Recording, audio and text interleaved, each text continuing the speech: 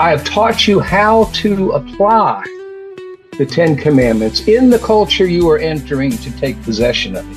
But it says, this will show your wisdom in the sight of the people, who will see these statutes and say, surely this is a wise and understanding people. Hi, I'm Luke Andrews with Inspire Advisors, a proud sponsor of the I Retire for Him podcast. Thanks for tuning in today. If you'd like to have a conversation about biblically responsible investing, please reach out to me at investbri.com. Your retirement years can be 30 years filled with meaning and purpose, as long as you connect your faith and your retirement days. Welcome to I Retire for Him. We are your hosts, Jim and Martha Brangenberg. Check us out online at iretireforhim.com. You know, when the average Christian retires, purpose and meaning seem to leave their existence. It's my observation that the purpose and meaning built into the life of the person who's retiring spills out the minute the 8 to 5 clock stops turning. What all of us know to be true is that when someone retires, they are so filled with the desire to live with meaning and purpose that they become exhaustingly overcommitted to new things, and their schedule is so full they can't imagine how they ever had time to work before. But is this the model of kingdom living God desires? Is there a model that can be lived out in our retirement years that brings meaning and purpose, but does not lose sight of living in obedience to our Father? An obedience that is represented through calm and peace and a life worth following, flourishing even. Tom Lutz spends his days teaching and discipling students at Metro Atlanta Seminary and is discipling business owners and leaders as a convene chair. Tom has just released a book called Equipping Christians for Kingdom Obedience. Tom's here to tell us what that looks like in our work life and in the retired life to come. Tom Lutz, welcome to I Retire for Him. Well, I'm awful glad to be back. It's good to see you guys. Great to have you. Tom, you could easily be retired sitting on a beach somewhere instead of teaching students at the cutting edge Metro Atlanta Seminary and discipling business owners and leaders with Convene. Why have you resisted the American dream of retirement? I didn't know I could. Just kidding. I don't 100% know. You're right. I could. I do play golf a couple days a week. So I don't work 60 hours like I did when I was a young man. But I've just always felt like our call from God isn't related to a particular position. It's related to a purpose that transcends. And so my quick background, I was a pastor for a few years, sold a business when I was 46, sizable business. And at that point, I started thinking about, well, what do you do? I could go play golf 5 days a week. But I spent a good bit of time discovering my kingdom purpose, which is the first book I wrote. And that kingdom purpose to me was to... Oh, there you go. You got a copy of that one too. Jim was holding it up. So in that book, I lay out the idea that God has a purpose for each individual, and that shows up in your gifting. It shows up in your positioning, the assets that He makes available to you, the skills, etc.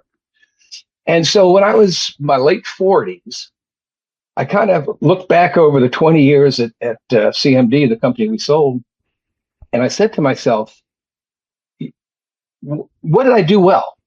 When did I honor God, and when did I use the gifts He gave me? And it just kind of turned out that I was best at sitting down with somebody with a blank sheet of paper and helping them get where they just felt God wanted them to go. So that just became. I realized I had done that for 20 years in the business, and then I said, "So, all right, the business is gone, but that calling to be that person has not gone away." And so for the next 10, 20 years, I worked full-time doing strategic planning consulting, did a lot of church planters, did a lot of Christian businesses. And then in 2010, got connected, as you mentioned, to Convene, where I get to feed into Christian business owners who are currently practitioner, who are running their businesses today. And so that's what I've been doing for the last, and then the opportunity, I don't know if we want to go into it, but the reason I went back to do my dissertation was kind of a word that I got from the Lord about we need to teach pastors the theology of work, if you will, because we're not going to get, the three of us doing podcasts ain't going to get it done. We've got thousands of pastors out there. I heard God one day said to me, until every Sunday from every pulpit, every sermon is illustrated from and applied to someone's workplace, the job's not done. Wow. And so that's been my passion since early 2010-ish. So Tom, there's so many things there we could just land Yes, on. we could. Should we land and on one get or two? pretty excited about. Sure. But I love how God has shown you that He gifted you. He gave you years and years of experience in the workplace, not to just go put that on a shelf, but to use Correct. it in a way that can then advance the kingdom for other people. So thank you for being obedient in that and being that example for people. I'm curious if you have friends and peers that essentially, pressure you, like, why are you still working? Why don't you quit? Why don't you retire and just go on vacation? Do you get that? Yeah. Well, sure. We just have a very strange understanding of this thing called retirement. Mm-hmm. If you go to the scriptures and read it, you're not going to. I'll tell you where it is. There's only one place where the word retire. One place in the entire Bible. But I'd also challenge you. Can you name me one saint in the Bible who is retired in the American sense? No, there are none. And the only time it's mentioned in the Bible is if you're a Levitical priest, and that means you are a butcher. So at 50, you were wore out because you've been throwing animals for 25 years. Yeah. And then the goal transition into mentor to the younger Levitical priests. And so there's no permission to check out and go on vacation. Yeah. So there is. Wait a minute. Second chapter of Hesitations. Yeah, that's in the New Living Bible, the Hesitations. Yeah. So I think Numbers 8. They're instructed for the priest to start at 25 and to retire at 50. The rationale for the retire at 50 is they had to assemble the tabernacle, they had to lift wood to the fire, they had to heft, sides of beef and so forth. And so they didn't have the strength probably to do that. Yeah. But when you think about it, what's the difference? What you have at 25 is energy, strength. You can sleep less, you've got all this stuff that says work hard. When you get to be 50, I guess, the 70 is the new 50, I guess. Right, there you go. For those guys. But when you get to that point, you don't have so much of that. Mm-hmm. What you have is wisdom. Mm-hmm. You've got experience. You've probably got in many cases, you've got financial assets. And so the transition is, I still do the work of running a Christian business for God's glory, but it's not my business. It's not the one that God has given me entrusted to me. It's the one He's entrusted to the 34 companies that I coach. Mm-hmm. Well, you know what? Let me just say this one thing too, just to take that a little bit further, is the fact that, with that transition from the energy and the stamina and all of that to the wisdom, there is that, my dad used to always say, work smarter, not harder, right? Correct. They also didn't have Advil back then. So, that was really, really hard work, but they still had this responsibility of raising up the next generation to do the work. And that's really what our call is to those looking at retirement and looking to that age and saying, what is God calling you to raise up in the next generations? And that's why this podcast exists, because we want to encourage people to live on purpose, for a purpose in the retirement age, whether they're earning a paycheck or not. Correct.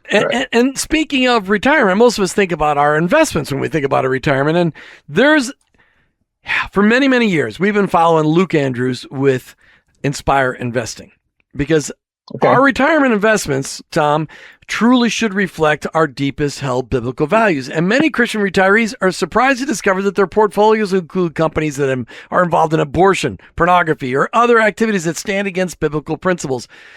Inspire Advisors specializes in biblically responsible investing, helping all of us to align our wealth with our faith while pursuing strong returns. We build portfolios that support inspiring companies through proven strategies. We recommend that everybody listening to the show today, check out investbri.com and talk with Luke Andrews and start your biblically responsible investing journey today. Luke Andrews, investbri.com. He's our investor. He has been an advisor of ours for well over a decade, and he's transforming the way we look at how we save for retirement because we're making sure that our investments align with our values. That's awesome. It is. So, Tom, you recently released this latest book of yours, Equipping Christians for Kingdom Obedience. And it wasn't just written in the context of retiring or retirement, but we find the application actually really powerful. What drove you to write this book to begin with? Well, so the quick story starts with the first book. That quote I mentioned a minute ago about the first book. God said to me, that's Equipping Christians for Kingdom Purpose. Yes. And in that book, so my doctoral dissertation is on discipling C-level Christian executives. So I did a great deal of research around what is it about. What I discovered was that when Christians can articulate their kingdom purpose, the transcendent purpose that God has called them to and given them assets for, given them skills, abilities, and talents for, and what people need to understand is that transcends a job. That's a lifelong calling. Right. So the priests were to facilitate the people of God in worshiping God. Right. So once he gets to the point where his particular daily calling is, the job, if you will, goes away, that calling doesn't go away. That transcends. And so I've had four basic careers, if you will. And that theme is the same through all four, but they're all very different in terms of what I do. And chances are I'll have a fifth, which will be one I don't get paid for. There you go. That's my grandchildren. That's my wife's current one is, we have 16 grandchildren, and that's her job. One of the things that I love about the scriptures, and that's what I love about Metro Atlanta Seminary. You teach at a seminary that's practical, tactical, factual, and biblical. You teach at a seminary that equips people without killing them. They go to seminary without dying from, studying nonstop for exhaustion. But yet you're still equipping pastors and future leaders in churches and in ministries and in business just with a seminary degree from all across the place, but it's right in Metro Atlanta. And I love that. But what we know about the scriptures, Tom, is what you wrote about in your second book, Equipping Christians for Kingdom Obedience, is that God wrote us a book and he said, just follow these mandates. Just follow this and your life will be a life of flourishing. Without a lot of trouble. Follow these. This isn't a rule of things that are just going to make your life miserable because I tell you no. For some reason, you're not supposed to boil a goat in its mother's milk. I don't understand that one. There's a couple other ones that I understand, but that's okay. I'll just trust them. I think there's science. I'm not a goat eater much, but there's a lot of other things that I do find practical, like love your neighbor as yourself. That really changes things. Love God. Love your enemies. Pray for those who persecute you. It's some pretty practical stuff. You wrote this book because when you walk in obedience to what God laid down, life brings flourishing. And this can really help our retirees that are listening, but also our pre-retirees that are listening. Talk to me about this. Everybody. Yeah. So let me get back to Martha's specific question. So the first book is for discovering your kingdom purpose. And it has three questions. Who are you? The answer is you're an image bearer, given the task of causing the world to flourish. Second question then, second part of the book is, what is your kingdom purpose? And so helping people to figure out, mine is essentially a strategic planning. broadly spoken. And then the third section is how do you work out your kingdom purpose in practical day-to-day living? Well, so then the second book is a continuation of the third question. It's how has God meant for us to live in the world? So in the book, I do a couple of frameworks. And I think this changes the way, generally speaking, the law has a bad rep. But, in Western Christianity, we tend to think that it was probably given by God at some point to earn salvation. And, the jig's up. He laughed when we tried, and now he's sent Jesus, and it's all over. But in fact, if you think about it, the law was given in the context of grace. It doesn't begin by saying, hey, Israel, if you keep these 10 words, I'll bring you out of Egypt.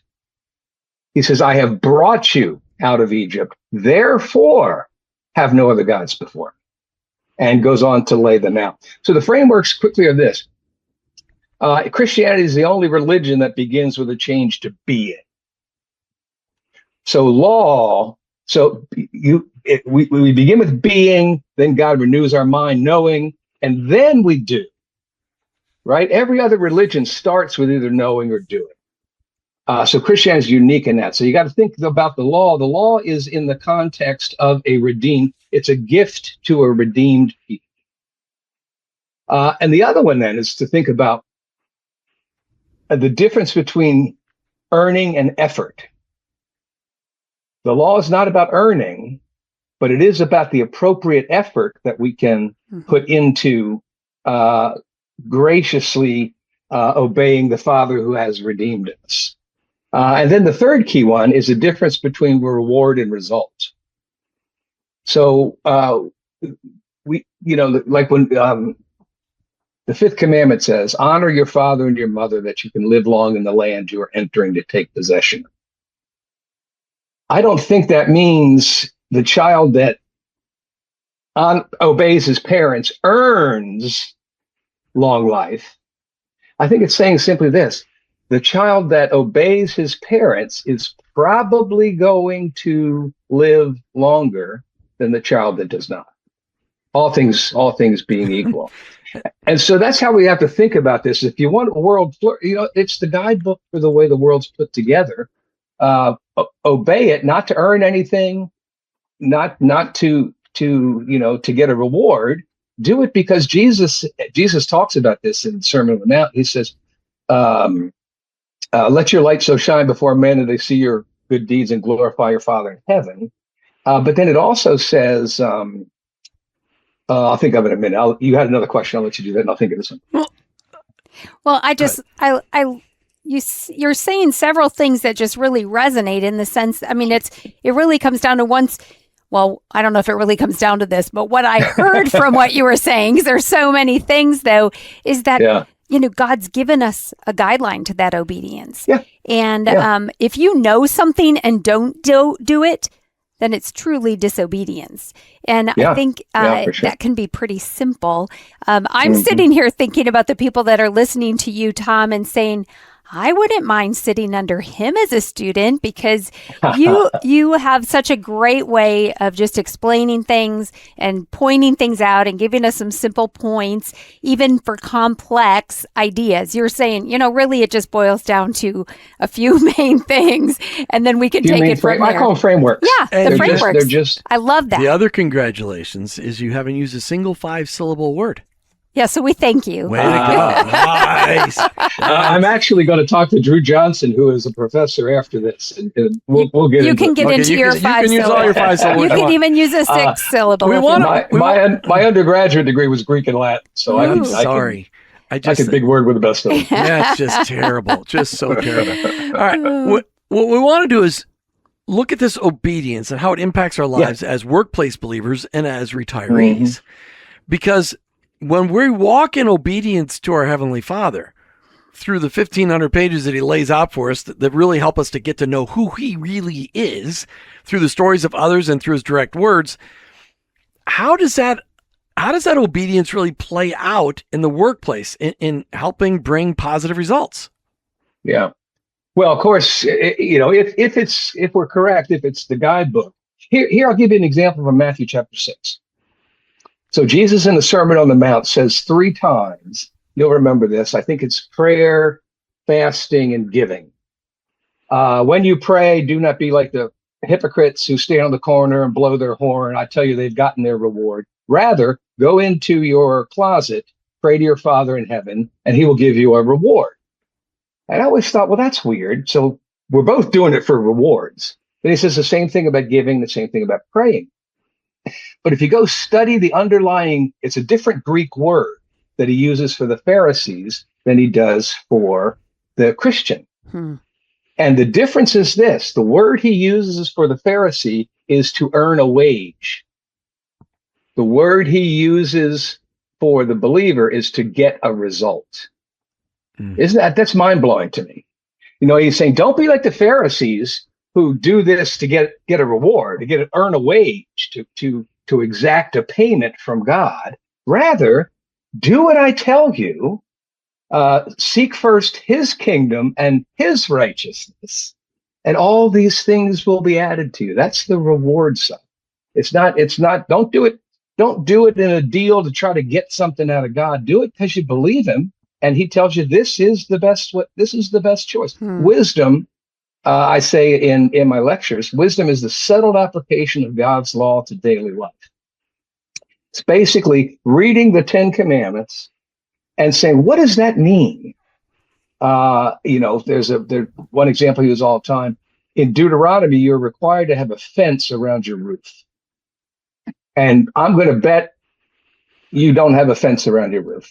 Nope. No, but I don't have a flat roof. So it was an OSHA requirement put out by God in order to preserve life. To preserve life. But if you have a pool, I'll bet you do have a fence around. Yeah, we don't. Both of them are applications of the thou shalt not kill commandment for different times and different periods. Wow. So many people, Tom, they'll look at whether they're in their workplace environment or whether they're in the retirement environment, they look at God's laws thrown at them like weapons. Like, do this, instead of receiving them like a love note or a Valentine.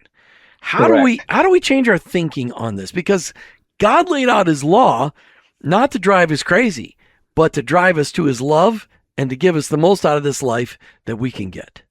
Yeah. So another framework that I talk about in the book is the moral law, civil law, ceremonial law.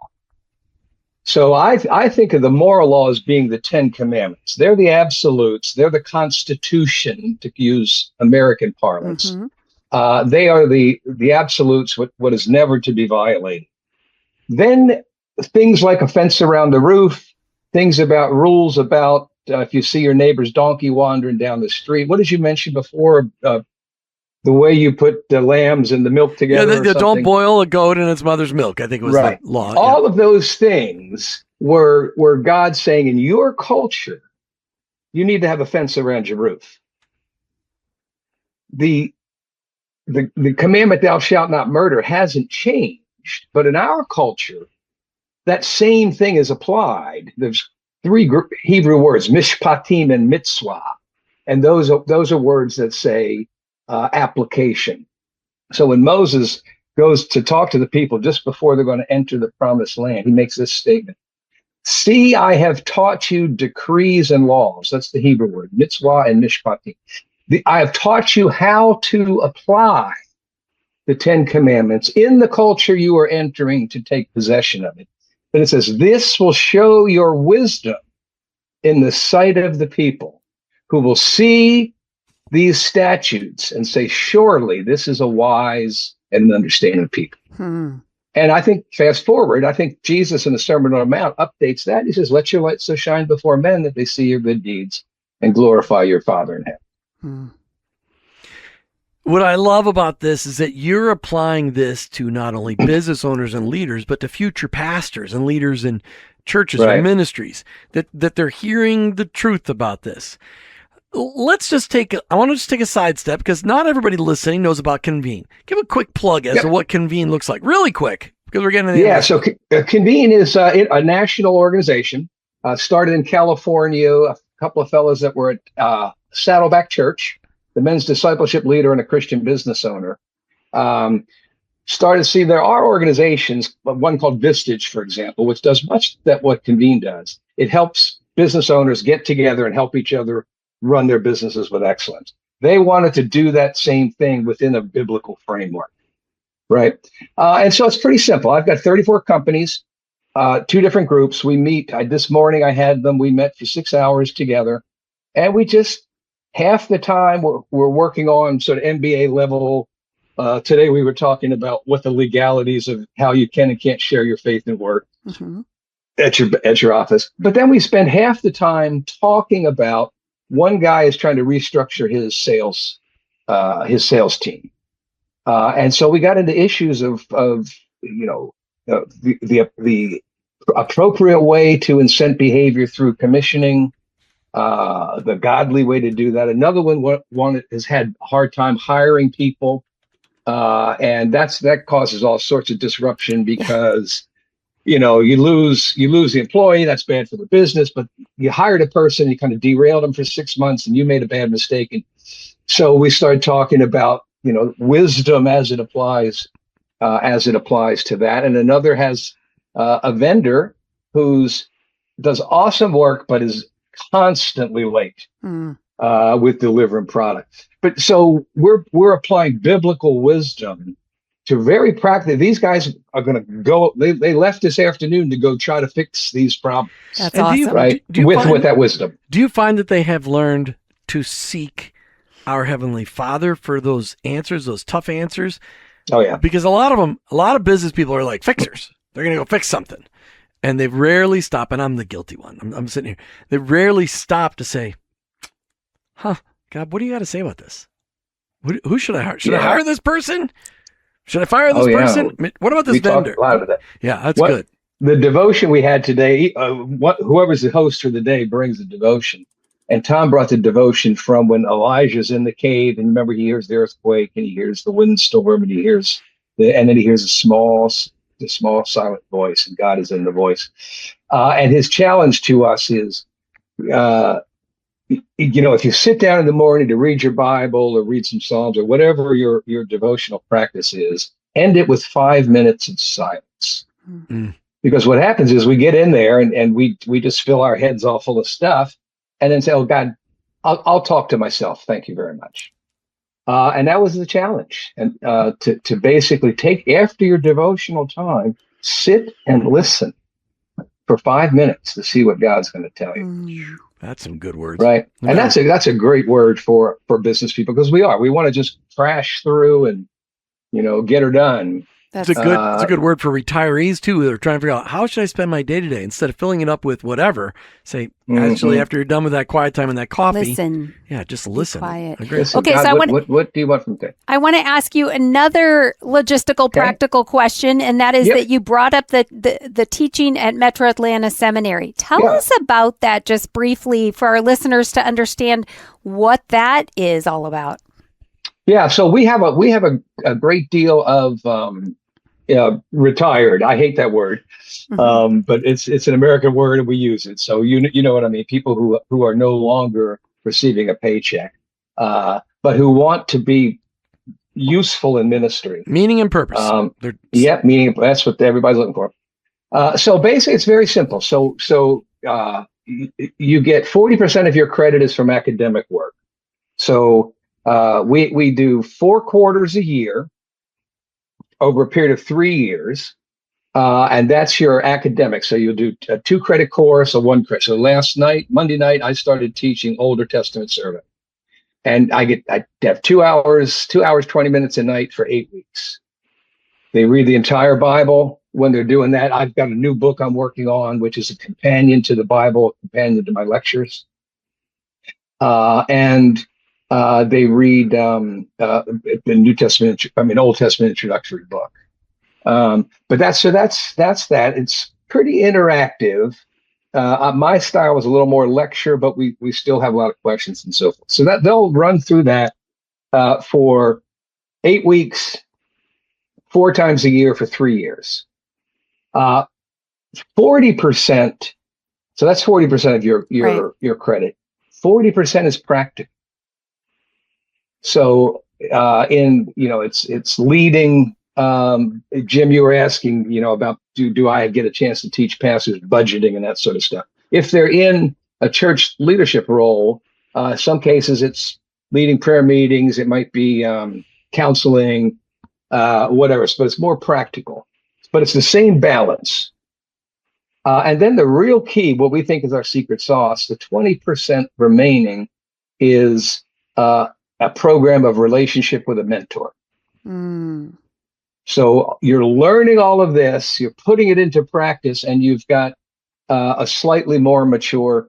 And the way we do that, if you're in the worship leader practice, your mentor is probably a worship leader. If you're in a business, if your current job is in the workplace, your chances are you're going to get a workplace savvy mentor. If you're a senior pastor, you're probably going to get a senior pastor.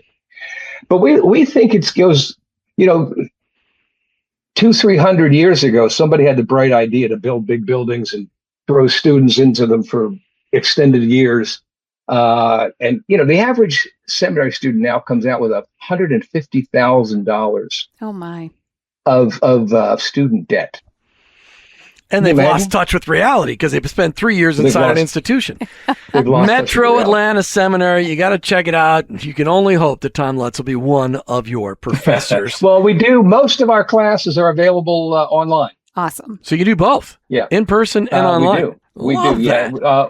We do a few that are exclusively online. But we've got about 25 students. I had 2 students last night in South Africa. Nice. Fabulous. Nice.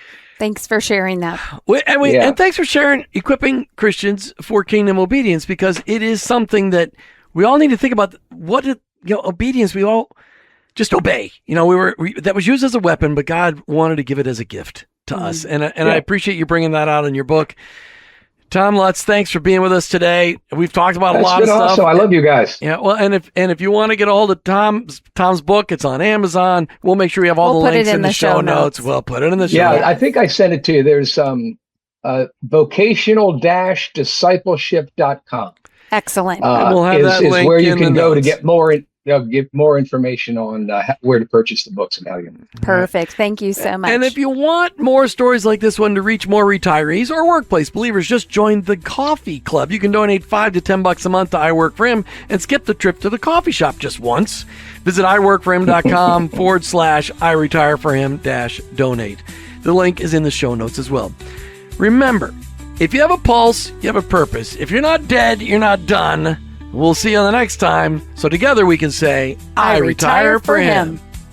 Thank you so much for spending this time with us today on the I Retire for Him podcast.